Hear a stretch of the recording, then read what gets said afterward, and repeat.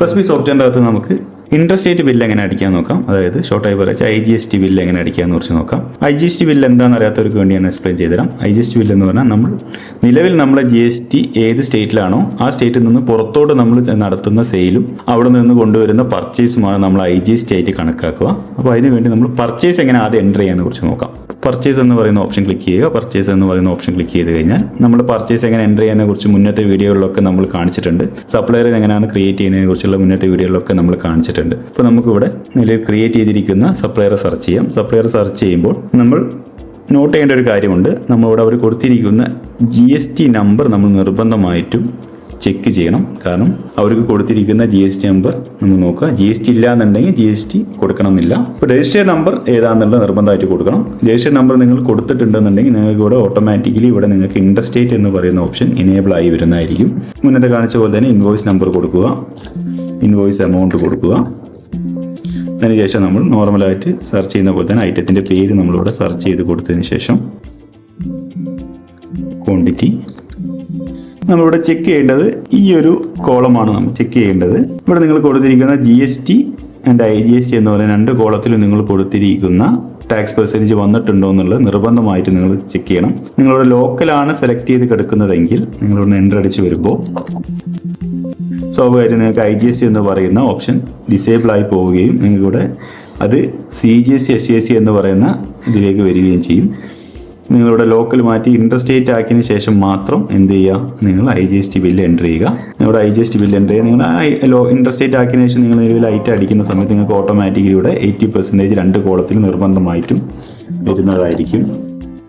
അപ്പോൾ നിങ്ങൾ നോക്കേണ്ടത് ഇവിടെ നിങ്ങൾ GST എന്ന് പറയുന്ന കോളത്തിലും ഇവിടെ IGST എന്ന് പറയുന്ന കോളത്തിലും നിങ്ങളെ എമൗണ്ട് വന്നിട്ടുണ്ടോ എന്നുള്ളത് നിങ്ങൾ നിർബന്ധമായിട്ടും ചെക്ക് ചെയ്യണം. ഇതാണ് നമുക്ക് IGST പർച്ചേസിൽ വരുന്നത്. നമുക്കിതിന് സെയിൽ എങ്ങനെ എൻ്റർ ചെയ്യാൻ കുറിച്ച് നോക്കാം. സെയിലും നമ്മൾ നേരത്തെ പറഞ്ഞ പോലെ തന്നെ നമ്മൾ വീഡിയോകളിലൊക്കെ നമ്മൾ കാണിച്ചിട്ടുണ്ട് സെയിൽ എങ്ങനെ എൻ്റർ ചെയ്യുക എന്നുള്ളതിന്. അപ്പോൾ അത് ഞാൻ ഡീറ്റെയിൽ ആയിട്ട് എക്സ്പ്ലെയിൻ ചെയ്യുന്നില്ല. നമ്മൾ IGST ബില്ലിനെ മാത്രം നമ്മൾ കാണിച്ചു തരാം.